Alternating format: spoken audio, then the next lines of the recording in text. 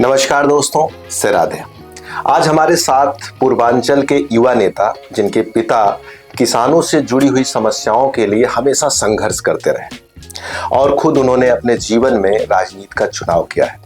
आज कुछ अच्छे प्रश्न और कुछ तीखे भी प्रश्न आज हम करने वाले हैं, जिनको आम जनता और प्रेम से कहती है मोहन बाबू। माननीय रणविजय सिंह जी हमारे साथ हैं, उनका स्वागत करते हैं। रणविजय सिंह जी, आपका स्वागत है। बहुत बहुत धन्यवाद। कुछ सवाल हैं जो आपसे हम पूछेंगे और मैं चाहूंगा कि आपके सवाल पूरे भाव से आएंगे। सबसे पहली बात मैं करना चाहूंगा कि आपके राजनीति की शुरुआत कब हुई? कब आपको लगा कि मैं बोल सकता हूं, क्योंकि एक नेता को बोलना चाहिए, और आपको लगा कि मुझे राजनीति में जाना चाहिए? क्या ये योजना से था कि एक्सीडेंटल हुआ, बस ऐसे ही हो गया?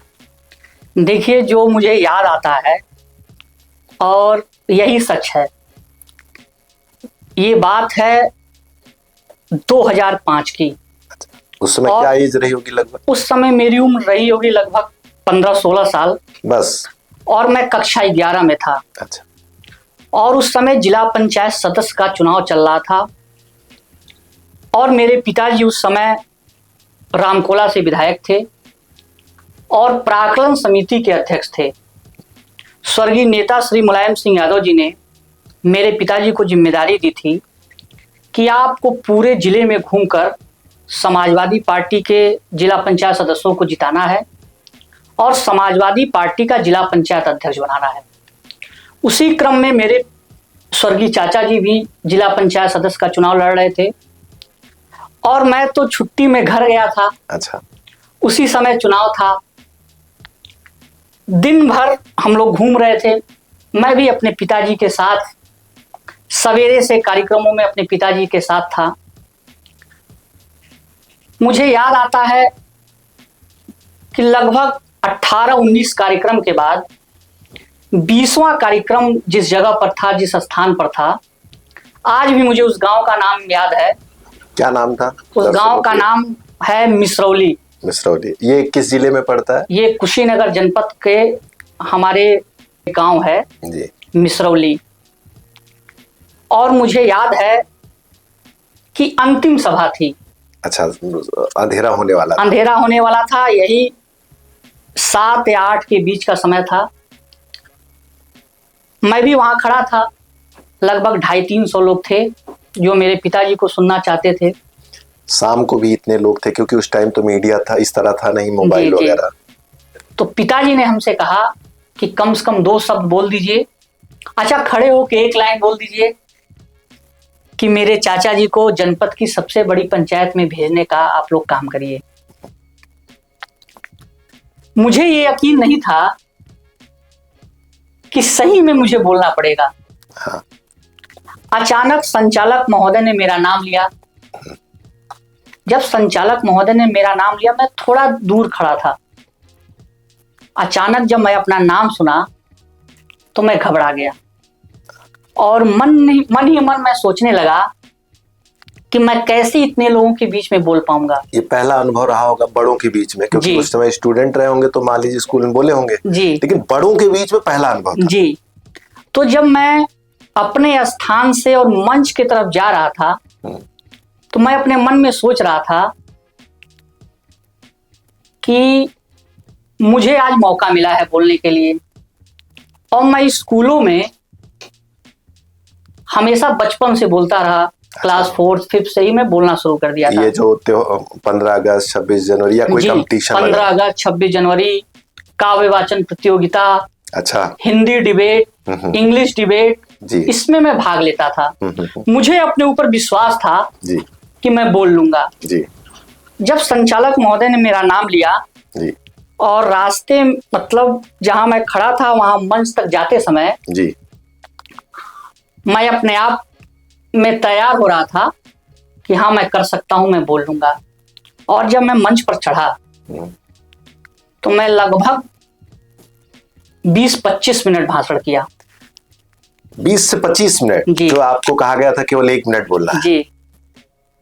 और आप ये भी पूछेंगे कि मैं 20-25 मिनट में क्या बोला। हाँ। तो मेरे पिताजी का संघर्ष इतना बड़ा है और मैंने अपने पिताजी के संघर्ष को महसूस किया है, देखा है। मैं उस भाषण में अपने पिताजी के संघर्ष के बारे में बताया, जो कुर्बानी उन्होंने जनता के लिए, गन्ना किसानों के लिए दिया, उसके बारे में बताया। और अंत में अपने चाचा जी को भारी मतों से जिताने की अपील की और जनता से आशीर्वाद मांगा। और सुनिए, उसके बाद अगले दिन सवेरे कार्यकर्ताओं की मीटिंग हुई। जो हमारे वरिष्ठ कार्यकर्ता थे वो पिताजी के पास आए और उन्होंने कहा कि आप पूरे जनपद की जिम्मेदारी लीजिए। 15 साल की एज में? जी, 11th क्लास। जी, और इनको आप लोग इस चुनाव में लगाइए। और मैं ये नहीं कहूंगा मेरे नेतृत्व में चुनाव पिताजी के नेतृत्व में और स्वर्गीय नेता श्री मुलायम सिंह यादव जी के नेतृत्व में लड़ा गया, लेकिन पूरे चुनाव भर, उस समय छुट्टी थी, मुझे लगता है कि दशहरा या दीपावली की छुट्टी थी, पूरे चुनाव भर मैं अपने चाचा जी के जिला पंचायत क्षेत्र में रहा और मेरे चाचा जी ऐतिहासिक मतों से चुनाव जीते। अच्छा, मतलब पहला जो प्रचार आपने किया वो सफलता प्राप्त किया, सीढ़ियों पे गया। अच्छा, ये पिताजी की बात आपने की, क्या पिताजी से पहले भी आपके परिवार में राजनीति थी, जैसे आपके बाबा, या क्या ऐसा कुछ इतिहास रहा आपके? देखिए, हमारा परिवार हमारे पिताजी से पहले किसान परिवार था। अच्छा। और आज भी मैं था नहीं कहूंगा, मैं अपने आप को किसान परिवार मानता हूं। आज भी हम लोग खेती पर निर्भर हैं।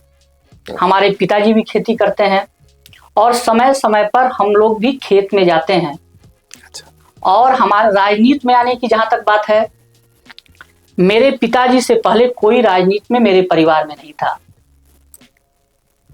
मेरे स्वर्गीय बाबा जी रेलवे में नौकरी करते थे, खेती किसानी करते थे, लेकिन समाज में वो जागरूक थे। जहां कहीं भी अन्याय होता था, अत्याचार होता था, वो उसके खिलाफ लड़ने का काम करते थे। और जहां तक मैं जानता हूं, मेरे स्वर्गीय बाबा जी की ही प्रेरणा से मेरे पिताजी राजनीति में आए हैं। अच्छा, अगर मैं बात करूं पिताजी से संबंध में, और पिताजी राजनीति में कैसे आए, उन्होंने एजुकेशन में क्या किया, फिर राजनीति में कैसे आए, और समाजवाद से लोहिया जी से या माननीय मुलायम जी से कैसे जुड़े हो? देखिए, मेरे पिताजी भी किसान परिवार से हम लोग हैं। मेरे पिताजी खेती किसानी करते थे और मेरे पिताजी पिपराई चीनी मिल में नौकरी भी करते थे। अच्छा। नौकरी तो उन्होंने विधायक बनने के बाद उन्होंने नौकरी छोड़ा और पिपराई चीनी मिल उस समय सरकारी चीनी मिल हुआ करती थी और मेरे पिताजी वहां नौकरी करते थे। नौकरी करते समय, चूंकि वो चीनी मिल में नौकरी करते थे, तो गन्ना किसानों की समस्याओं से वाकिफ रहते थे और किसान परिवार से भी थे। तो मेरे पिताजी किसानों के बारे में, किसानों की समस्याओं के बारे में बेहतर जानते थे। 1989 में हमारे पिताजी बताते हैं, उनके समर्थक बताते हैं कि मेरे पिताजी नौकरी करते समय उन्होंने किसान यूनियन का गठन किया। अच्छा, आपके पिताजी ने? जी। और रामकोला, जहां से मेरे पिताजी विधायक 2 बार रहे, रामकोला चीनी मिल पर लगभग 10 करोड़ रुपए बकाया था गन्ना किसानों का। मेरे पिताजी ने किसान यूनियन बनाकर अपने राजनीति की शुरुआत की। मैं उसको राजनीति नहीं कहूंगा, वो गन्ना किसानों की लड़ाई की शुरुआत उन्होंने किया कि रामकोला चीनी मिल पर 10 करोड़ रुपए बकाया है, किसान अपनी बेटियों की शादी नहीं कर पा रहा था, किसान अपने बच्चों की फीस नहीं दे पा रहा था। तो मेरे पिताजी और उनके लोगों ने, उनके समर्थकों ने एक टीम बनाकर किसान यूनियन का गठन किया और लगभग 1989 में उन्होंने गठन किया, जो विभिन्न लड़ाइयों, किसानों की लड़ाइयों को लड़ते रहते थे। ये जो मैं बात बता रहा हूं 1992 की, जो रामकोला में किसानों पे 10 करोड़ रुपए बकाया था। उस समय 10 करोड़ की बड़ी कीमत रही जी, होगी। मैं 89 इसलिए कर रहा हूं, 89 में किसान यूनियन का गठन किया और लगातार किसानों की समस्याओं पर काम करते रहे। 1992 में 10 करोड़ रुपए किसानों का रामकोला चीनी मिल पर बकाया था। मेरे पिताजी ने आंदोलन की शुरुआत किया और यह आंदोलन लगातार चला। 9 तारीख की रात कह लीजिए या 10 तारीख की सुबह कह लीजिए, उस समय भारतीय जनता पार्टी की सरकार उत्तर प्रदेश में थी और उस समय स्वर्गीय कल्याण सिंह जी उत्तर प्रदेश के मुख्यमंत्री थे और उस सरकार में किसानों के ऊपर गोली चली, जिसमें 2 किसान पड़ोही दलित और जमींदार मियां शहीद हुए। मेरे पिताजी और उनके तमाम समर्थकों को, मेरे पिताजी के भी दोनों पैरों को तोड़कर देवरिया की जेल में बंद कर दिया गया। क्या आयु रही होगी उस समय आपकी? मैं 4 साल का था। अच्छा, ये आप मतलब उनके समर्थकों ने आपको ही बताया? पिताजी ने बताया। मेरी उम्र 4 साल थी और मेरा भाई हमसे 2 साल छोटा है, 2 साल उसकी उम्र थी। अच्छा। और मुझे याद है कि मैं देवरिया की जेल में अपने स्वर्गीय बाबा जी के साथ देवरिया की जेल में अपने पिताजी से मिलने गया था। अच्छा। इतना मुझे याद है। हाँ। और मैं अपने पिताजी के संघर्ष को बचपन से देखता हुआ आ रहा हूं। आप ये कह सकते हैं कि मेरे पिताजी की राजनीति की शुरुआत रामकोला गोलीकांड या कह लीजिए रामकोला आंदोलन से मेरे पिताजी के राजनीति की शुरुआत हुई। पिताजी एक किसान नेता थे और समाज में उन्होंने किसानों के लिए किया, तो कब उनको लगा कि समाजवाद के द्वारा हम ज्यादातर किसानों का भला कर सकते हैं, और कब लगा और कैसे उन्होंने जाके माननीय मुलायम जी या अखिलेश जी की पार्टी को ज्वाइन किया? देखिए, बहुत लंबी कहानी है, थोड़ा सा शार्ट बताएंगे, रोचक हो रहा है विषय, दर्शकों को थोड़ा आनंद आएगा। देखिए, स्वर्गीय नेताजी जैसा नेता देश के इतिहास में ना कोई हुआ है ना कोई होगा, और मुझे खुशी है कि स्वर्गीय नेताजी के आदर्शों पर हम लोगों के नेता माननीय अखिलेश यादव जी चलने का काम कर रहे हैं। आपने बहुत रोचक सवाल पूछा। नेताजी का एहसान हम लोगों के ऊपर है। जब 1992 में रामकोला गोलीकांड हुआ, कोई ऐसा मुकदमा नहीं था जो मुकदमा मेरे पिताजी के ऊपर न लगाया गया हो। और आज मैं ये कह सकता हूं दावे के साथ कि अगर स्वर्गीय नेताजी नहीं रहे होते तो आज मेरे पिताजी इस धरती पर नहीं रहते। अच्छा। स्वर्गीय नेताजी ने मेरे पिताजी को और हमारे परिवार को एक नया जीवन देने का काम किए हैं। 1992 में उस गोलीकांड में भारतीय जनता पार्टी ने कोई ऐसा मुकदमा नहीं था जो मेरे पिताजी के ऊपर नहीं लगाया था। स्वर्गीय नेताजी देवरिया की जेल में मेरे पिताजी से मिलने गए। बहुत नेता लोग गए, देश का कोई ऐसा नेता नहीं था जो उस रामकोला आंदोलन में ना गया हो।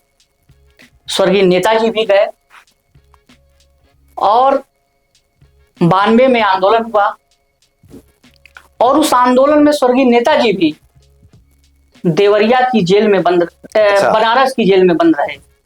माननीय मुलायम जी जो अब नहीं है जी, श्रद्धेय, वो जब मेरे पिताजी से मिलने देवरिया जा रहे थे तो उनको रास्ते में गिरफ्तार करके और बनारस की जेल में बंद कर दिया गया। स्वर्गीय जनेश्वर मिश्रा जी को इलाहाबाद की नैनी जेल में बंद किया गया और नेताजी जब जेल से छूट कर आए तो हमारे पिताजी से मिले। किसान परिवारों में गए, पड़ोही हरिजन और जमींदार मियां के यहाँ जो शहीद हुए थे, जिनको गोली लगी थी, नेताजी उन परिवारों में भी गए। और उसके बाद स्वर्गीय नेताजी ने समाजवादी पार्टी का गठन किया और 92 में समाजवादी पार्टी बनी और 93 में स्वर्गीय नेताजी उत्तर प्रदेश के मुख्यमंत्री बने। अच्छा, फर्स्ट टाइम? सेकंड टाइम, दूसरी बार। लेकिन समाजवादी पार्टी बनाने के बाद पहली बार बने। अच्छा। उसके पहले वो जनता दल से मुख्यमंत्री थे। समाजवादी पार्टी का गठन उन्होंने 1992 में किया और 93 में उन्होंने सरकार बना लिया। मैं ये क्यों कह रहा हूं कि उनका एहसान हम लोगों के परिवार के ऊपर है। नेताजी जैसे मुख्यमंत्री बने, जितने मुकदमे हमारे पिताजी के ऊपर लगाए गए थे फर्जी, क्योंकि सामाजिक सेवा में मुकदमे थे, और मेरे पिताजी के ऊपर ही नहीं, उनके जितने कार्यकर्ताओं के ऊपर, उनके साथियों के ऊपर मुकदमे लगाए गए थे, सभी मुकदमों को स्वर्गीय नेताजी ने एक साथ वापस लेने का काम किए। इसलिए स्वर्गीय नेताजी का एहसान हम लोगों के ऊपर है। आप अपना आदर्श नेता किसको मानते हैं? आज के टाइम पे आपने देखा होगा बहुत सारे नेता हैं, किसकी नक्शे कदम पे चलना चाहेंगे? किसको आप अपना सबसे श्रेष्ठ नेता मानते हैं? देखिए, मैं बचपन से अपने पिताजी को देखकर, उनके संघर्ष को देखकर, उनसे सीखने का काम हमने किया है। नेता की बात की जाए तो मैं अपने नेता माननीय अखिलेश यादव जी से प्रभावित होकर अपने पिताजी श्री राधेश्याम सिंह जी से संघर्ष की प्रेरणा लेते हुए मैं राजनीति में आया हूं। और अगर नेता की बात किया जाए तो मेरे नेता माननीय अखिलेश यादव जी हैं और मेरे पिताजी श्री राधेश्याम सिंह जी हैं। अच्छा, इसमें अगर हम कहें कि आपके जो सपा के मुखिया हैं इस समय, उनको कहाँ देखते हैं आप? एक युवा वो भी हैं और आप भी हैं, और उन्होंने 5 साल का कार्यकाल किया उत्तर प्रदेश में। कहाँ देखते हैं आप अपने युवा नेता को? कहाँ तक उनको आगे देखते हैं? देखिए, हमारे नेता माननीय अखिलेश यादव जी ने उत्तर प्रदेश के मुख्यमंत्री रहते हुए ऐतिहासिक काम उन्होंने उत्तर प्रदेश में किया। मैं दावे के साथ कहना चाहता हूं कि जितने सफल मुख्यमंत्री माननीय अखिलेश यादव जी रहे, उतना सफल मुख्यमंत्री पूरे देश का कोई मुख्यमंत्री नहीं रहा। और जहां तक उनको देखने की बात है, केवल मैं ही नहीं, देश का युवा, देश का किसान, देश का बुद्धिजीवी जो संघर्ष में विश्वास रखता हो, जो जाति धर्म से ऊपर उठकर सोचता है, जो विकास को मानक मानता है, वो माननीय अखिलेश यादव जी को देश के प्रधानमंत्री के रूप में देखना चाहता है। और मेरी भी यही सोच है कि हमारे नेता देश के प्रधानमंत्री बने। जिस दिन समाजवादी प्रधानमंत्री इस देश में बनेगा, उस दिन देश में समाजवाद आएगा, उस दिन देश का किसान नौजवान खुशहाल रहेगा। और जिस देश का नौजवान और किसान खुशहाल हो जाए, वो उस देश की तरक्की को कोई नहीं रोक सकता। आपके प्रिय नेता या अगर देश का, या आप अगर आगे जाते हैं तो एक युवा की तरह क्या बदलाव चाहते हैं समाज में, जो राजनीति में कहीं न कहीं पीछे रह जा रहा है? देखिए, वर्तमान समय में जो चल रहा है, जो आपसी कटुता है, लोगों के बीच में आपसी खींचातानी है, जो द्वेष की राजनीति हो रही है, एक युवा होने के नाते मैं ये बदलाव चाहता हूं कि देश में एक स्वस्थ राजनीति की शुरुआत हो। और हमारे नेता माननीय अखिलेश यादव जी, जो जाति धर्म से ऊपर उठकर काम करते हैं। हम लोगों की सरकार थी तो केवल लखनऊ की बात किया जाए, इस लखनऊ में जितने बड़े काम दिखाई दे रहे हैं, चाहे जनेश्वर मिश्रा जी के नाम पर जो पार्क बना है, चाहे लोहिया पार्क हो, आज तमाम युवा लखनऊ का जो पलासियो मॉल में जाता है, ये समाजवादी पार्टी की देन है। उसी के बगल में इकाना स्टेडियम, ये हमारे नेता माननीय अखिलेश यादव जी और समाजवादी पार्टी की देन है। आज इसका नाम बदल दिया गया, इसका नाम इकाना स्टेडियम से स्वर्गीय अटल जी के नाम पर रख दिया गया। हमें खुशी होती है कि काम हमारे नेता का है और भारतीय जनता पार्टी के लोग अपने नेता के नाम पर उसका नामकरण कर रहे हैं। इसके लिए भी हम लोगों को खुशी होती है। गहरे अर्थों में बड़ा आरोप है आपका ये जी, बीजेपी। और स्वर्गीय अटल जी को विपक्ष के लोग भी मानते हैं, हम लोग भी उनका सम्मान करते हैं। हम लोगों के लिए खुशी की बात है कि इस इकाना स्टेडियम को माननीय अखिलेश यादव जी ने बनवाया और उसका नाम देश के प्रधानमंत्री स्वर्गीय अटल बिहारी वाजपेयी जी के नाम पे रखने का काम हुआ। ये हम लोगों के लिए फक्र की बात है। चलिए, बड़ा रोचक जवाब था। संगठन में भी आपने बहुत काम जी किया और इस समय सक्रिय राजनीति में है, तो संगठन का अनुभव कैसे रहा? क्योंकि बड़ी कम उम्र में आप कई पदों से होके गुजरे, अभी भी आपकी बहुत ज्यादा उम्र उस हिसाब से नहीं है और आप एक चुनाव भी लड़ चुके हैं, उस पर भी अभी हम आएंगे। तो संगठन का अनुभव कैसा रहा? क्या एक युवा नेता को संगठन में रहना चाहिए कि सीधे सक्रिय राजनीति में आ जाना चाहिए? मैं तो सबसे पहले धन्यवाद दूंगा अपने नेता माननीय अखिलेश यादव जी को और अपने नेता स्वर्गीय श्री मुलायम सिंह यादव जी को कि उन्होंने मुझे इस योग्य समझा कि कम उम्र में यूथ ब्रिगेड का मैं प्रदेश सचिव रहा, समाजवादी युवजन सभा में मैं प्रदेश उपाध्यक्ष रहा और संगठन में मुझे काम करने का अवसर मिला। संगठन में रहते हुए मुझे याद है मैं देवरिया जनपद का प्रभारी था, बस्ती जनपद का प्रभारी था, मैं लखनऊ जैसे जनपद का प्रभारी रहा। निश्चित तौर पर किसी नेता को, किसी युवा को राजनीति में आना है तो उसे संगठन में काम करना चाहिए। संगठन से सबसे बड़ी सीख यह मिलती है कि हम लोगों को आपस में मिलजुल कर काम कैसे करना चाहिए और संगठन में राजनीति करने से एक युवा की पहचान भी बनती है। जिस जिले में जाता है, जिस क्षेत्र में जाता है, तो मुझे तो इसका लाभ मिला कि संगठन के माध्यम से मैं राजनीति में आया। इसका लाभ ये है कि जब हम लोग संगठन में रहते हैं, जैसे युवजन सभा में मैं उपाध्यक्ष था, उसमें पूरे प्रदेश के लोग मिलते थे, पूरे प्रदेश के लोग, जिलाध्यक्ष, उपाध्यक्ष, सचिव इसमें होते हैं, सब लोग मिलते थे, एक दूसरे के क्षेत्र के बारे में जानकारी मिलती थी, एक दूसरे का से परिचय होता था। इसका लाभ यह है कि आज भी हम लोग किसी जनपद में जाते हैं उत्तर प्रदेश के, तो वहां अपने टीम के, अपने साथ काम करने वाले लोग मिलते हैं तो अच्छा लगता है। जी, लोगों से जुड़ने का अवसर मिलता है, मौका मिलता है। इसलिए मैं कहूंगा कि नौजवानों को अगर राजनीति करना है, किसी पार्टी में हो, नहीं, मैं अगला प्रश्न, एक मिनट, किसी पार्टी में हो, उनको संगठन की भी राजनीति करनी चाहिए अगर मौका मिले तो। युवाओं का एक प्रश्न मैं आपसे पूछना चाहूंगा, युवाओं को राजनीति में आना चाहिए कि नहीं? क्योंकि राजनीति देखने में बड़ी आकर्षक है। जी। लोग जब किसी की सफलता देखते हैं तो लगता है कि जीवन बड़ा अच्छा है, सिक्योरिटी है, इतना पूछ है। आपको क्या लगता है? क्योंकि आप खुद भी एक अच्छे स्टूडेंट रहे, उसमें भी मैं अभी आऊंगा। युवाओं को आना चाहिए तो क्या पेशेंस या क्या भाव लेकर आना चाहिए राजनीति में? देखिए, युवाओं को आना चाहिए और खास तौर पे पढ़े लिखे नौजवानों को राजनीति में आना चाहिए।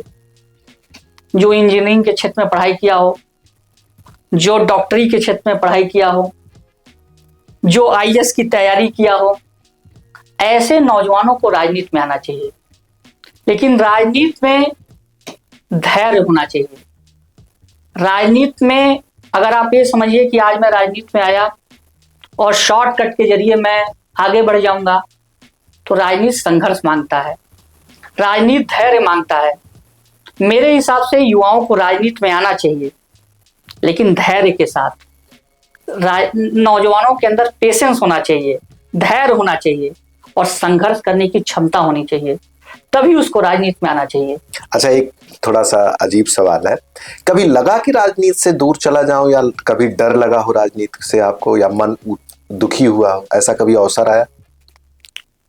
मेरे जीवन में तो कभी नहीं आया, क्योंकि हम लोग संघर्षों में पले बढ़े, संघर्ष को हमने देखा, महसूस किया और राजनीति में मेरी रुचि है, इसलिए मैं राजनीति में आया। नहीं तो मैं बीटेक किया हूं। हाँ, इसमें मैं आने वाला था। मैं बीटेक किया हूं, ये दोनों किए हैं, एमबीए किया हूं।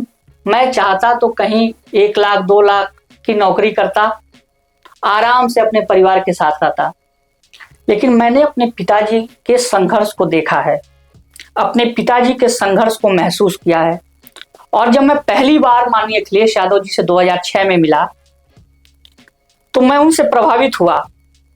मैं प्रभावित इसलिए हुआ उनकी सादगी को देखकर, उनके व्यवहार को देखकर, और मैं दावे के साथ कह सकता हूं कि जो व्यवहार माननीय अखिलेश यादव जी का है, जो व्यवहार हमारे नेता का है, वो व्यवहार देश के किसी नेता का नहीं। इसलिए नहीं कि मैं उस पार्टी में हूं, आम आदमी भी हमारे नेता से मिलता है तो हमारे नेता बहुत अदब से मिलते हैं।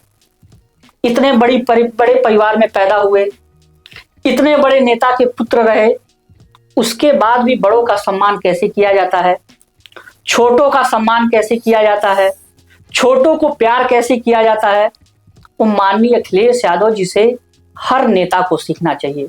और मैं तो ये कहूंगा, हम लोग भी राजनीतिक परिवार से हैं, जो सभ्यता, जो अदब माननीय अखिलेश यादव जी और उनके सैफई परिवार में है, मैंने भी बहुत परिवारों को देखा है, बचपन से राजनीति देख रहा हूं, यह सभ्यता किसी राजनीतिक परिवार में मैंने नहीं देखा जो मैंने माननीय अखिलेश यादव जी और उनके परिवार में देखा है। उनसे प्रभावित होकर मैं राजनीति में आया कि जब इतने बड़े परिवार में पैदा होने वाले माननीय अखिलेश यादव जी इतने सरल तरीके से राजनीति कर सकते हैं, उन्होंने भी विदेश से पढ़ाई करके राजनीति में आए, तो मेरे अंदर भी ये भावना जगी कि मेरा परिवार संघर्षों का परिवार है, मेरे पिताजी का एक इतिहास रहा है, तो मैं अपने पिताजी के इतिहास को देखते हुए और माननीय अखिलेश यादव जी से प्रभावित होकर मैं राजनीति में आया। एक थोड़ा सा पेचीदा सवाल है।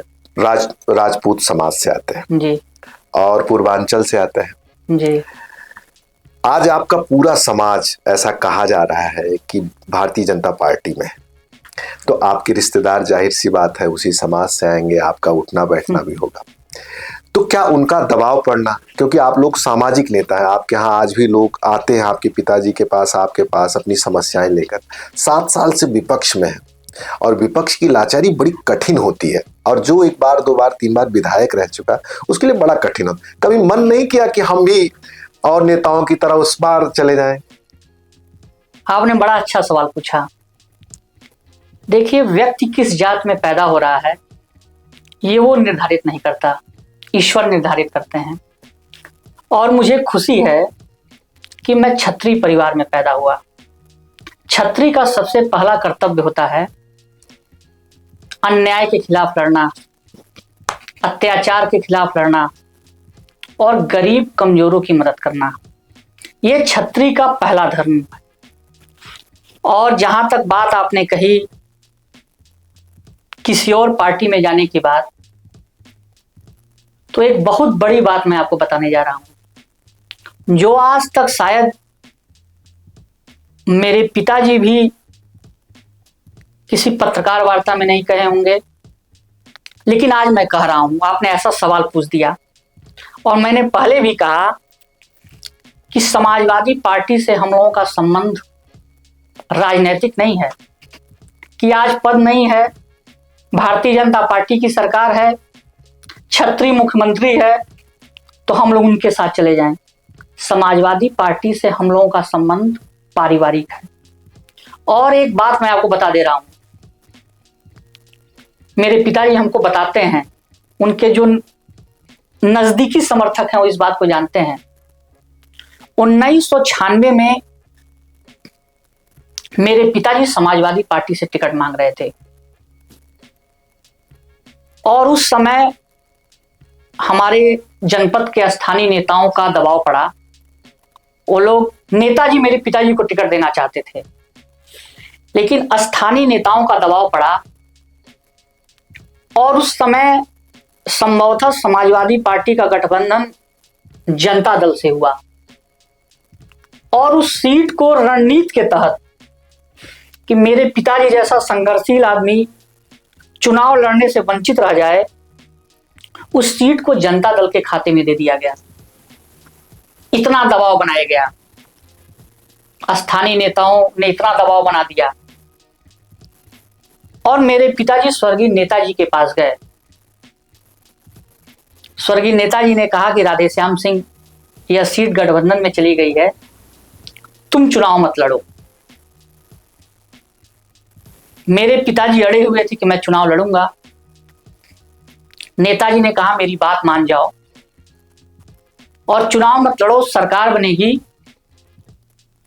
तो तुमको मैं कहीं स्थापित कर दूंगा। मेरे पिताजी ने कहा कि मैंने लंबा संघर्ष किया, मेरे आंदोलन से आपने समाजवादी पार्टी बनाया, लेकिन आज मैं टिकट से वंचित हो रहा हूं।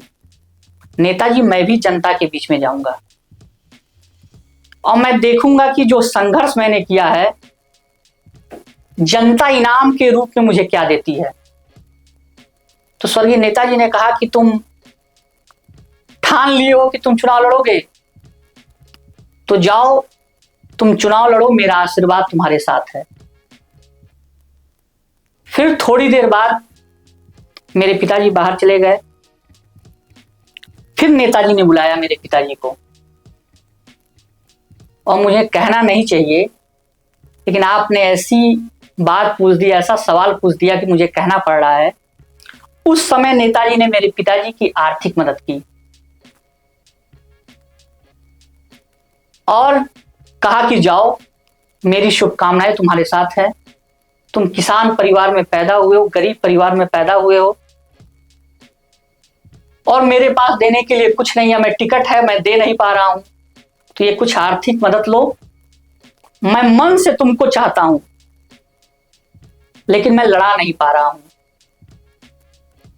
मेरे पिताजी ने कहा, नेताजी आपने मेरे ऊपर बहुत एहसान किया है, एक एहसान और कर दीजिए। पिताजी ने हंसते हुए कहा कि नेताजी, आपने मेरे मुकदमे वापस लिए आंदोलन के बाद, आप मुझे लड़ा नहीं पा रहा है, लेकिन आप मुझे मेरी आर्थिक मदद कर रहे हैं, तो एक मदद मैं और चाहता हूं। नेताजी, आप सब जगह प्रचार करिएगा पूरे उत्तर प्रदेश में, मेरे सीट पर आप प्रचार मत करने आइएगा। अगर आप मेरे सीट पे प्रचार करने नहीं आएंगे और अगर मैं विधायक बन गया, सरकार किसी की भी बनेगी, मैं आपके साथ जीवन भर रहूंगा, यह जीवन आपके लिए समर्पित रहेगा। और नेताजी ने भी अपना वादा निभाया। नेताजी पूरे उत्तर प्रदेश, उस समय उत्तर प्रदेश और उत्तरांचल एक हुआ करता था, जिसको अब उत्तराखंड कहा जाता है। और नेताजी बताते हैं मेरे पिताजी कि पूरे उत्तर प्रदेश में प्रचार करने गए, लेकिन एक सीट रामकोला में वो प्रचार करने नहीं आए। और वहां जो गठबंधन, समाजवादी पार्टी और जनता दल के गठबंधन के प्रत्याशी थे, उनको 4000 वोट मिला। और मेरे पिताजी को, श्री राधेश्याम सिंह जी को, उस समय 72,000 वोट निर्दलीय उम्मीदवार के रूप में मिला। उस समय मुख्यमंत्री बने स्वर्गीय कल्याण सिंह जी, वो 68,000 वोट पाए थे, और हमारे पिताजी को 72,000 वोट रामकोला की महान जनता ने देने का काम किया। और मेरे पिताजी ने भी अपना वादा निभाया। 96 में भारतीय जनता पार्टी की सरकार बन रही थी, 13 निर्दल पूरे उत्तर प्रदेश से जीते थे।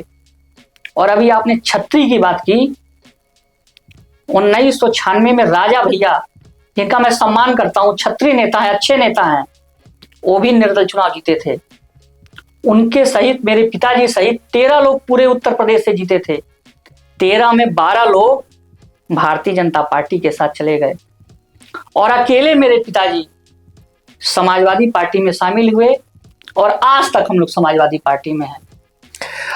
देखिए रणविजय जी, अब कुछ सीरियस सवालों के बाद कुछ ऐसे भी प्रश्न होंगे जिसको आपको फटाफट जवाब देना होगा। सबसे पहले, राजनीति में ना होते तो आप क्या करते? देखिए, अगर राजनीति में मैं नहीं होता तो नौकरी करता, स्वाभाविक सी बात है। हाँ। लेकिन वहां भी एक लीडर के रूप में रहता, क्योंकि कहा जाता है कि leaders are born not made. अच्छा, राजनीति के अलावा किन चीजों में आपकी बड़ी रुचि है? देखिए, राजनीति के अलावा मुझे लिखना और पढ़ना, और खेल में मुझे क्रिकेट पसंद है। अच्छा, अगर आपके पास ताकत आएगी और आपको क्रिकेट पसंद है, तो अपने क्षेत्र में क्रिकेट के लिए क्या, युवाओं के लिए क्या करना चाहेंगे? देखिए, जब मैं चुनाव लड़ रहा था तो मैंने अपने एक स्वयं का घोषणा पत्र तैयार किया था, और मैंने उसमें लिखा भी था कि अगर मैं जनप्रतिनिधि बना, विधायक चुना गया, तो हर ब्लॉक स्तर पर एक मिनी स्टेडियम बनवाने का काम करूंगा, जिससे वहां के युवा खेल में आगे बढ़ सकें। खाने में सबसे ज्यादा मतलब क्या चीजें बहुत पसंद आती हैं आपको? आपके व्यक्तिगत कुछ प्रश्न है? देखिए, मुझे घर का बना हुआ शुद्ध सादा शाकाहारी भोजन मुझे पसंद है। अच्छा, जी। राजपूत समाज से हैं और वेजिटेरियन है, साथ साथ में कभी कभी नॉन नहीं, वेज। कभी कभी खा लेते हैं, लेकिन मुझे शाकाहारी भोजन पसंद है। अगर समाज में आप एक संदेश देना चाहें एज ए नेता, आज के परिवेश में जिस तरह से राजनीति धीरे धीरे खराब होती जा रही है, ऐसा लोग कह रहे हैं, तो क्या कहना चाहेंगे? देखिए, मैं यही कहना चाहूंगा और खास तौर पर युवा साथियों से कहना चाहूंगा जो राजनीति में हैं या राजनीति में आना चाहते हैं, कि आज वर्तमान समय में जो राजनीति में द्वेष की राजनीति हो रही है, जाति धर्म और मजहब की राजनीति हो रही है, इस तरह की राजनीति बंद होनी चाहिए। अगर व्यक्ति राजनीति में है, समाज में है, तो विकास सबसे प्रमुख मुद्दा होना चाहिए, जिससे जनता का विकास हो, प्रदेश का विकास हो, देश का विकास हो, युवाओं को रोजगार मिले, किसानों के उनके मूल्य का वाजिब दाम मिले। यही मेरी सोच है कि हर नौजवान की यही सोच होनी चाहिए कि हमारा उत्तर प्रदेश और हमारा देश तरक्की कैसे करेगा। आपने बड़े कम एज में चुनाव भी लड़ा और आपने एक सोच रखी। पूरे प्रदेश में लोग ज्यादातर बड़े पदों पे जाकर अपने वो बनाते हैं कि हम क्या क्या करेंगे, तो उनमें क्या क्या आपके विचार थे और क्या करना चाहते थे? फिर मौका लगा तो उसको किस तरह से आगे ले जाएंगे? देखिए, मैं जब चुनाव लड़ रहा था, तो मैंने पहले भी बताया, मुझे लिखना और पढ़ना पसंद है। मैं खाली समय में लिखता हूँ, पढ़ता हूँ। तो जब मेरा टिकट हुआ, माननीय अखिलेश यादव जी के आशीर्वाद से, मेरे पिताजी के आशीर्वाद से, तो मैंने अपना एक स्वयं का घोषणा पत्र बनाया। मैंने उसमें कई चीजों को लिखा जिसमें मैं नहीं जाना चाहता हूं। मैंने उसमें सबसे पहला जो मेरे घोषणा पत्र में वादा था कि अगर मैं विधायक बना, जनप्रतिनिधि बना, तो मैं हर शनिवार की रात को अपने विधानसभा के किसी न किसी गांव में शाम को जाऊंगा, वहां शाम को लोगों की समस्याओं को सुनूंगा और वहीं रात्रि विश्राम सार्वजनिक स्थल पर करूंगा। ये शायद किसी नेता ने नहीं सोचा होगा, ना किसी नेता ने किया होगा। अगर मुझे मौका मिला, मैं पद पर कभी आया और जब तक पद पर रहूंगा, हर शनिवार की रात मैं जनता के बीच में रहने का काम करूंगा।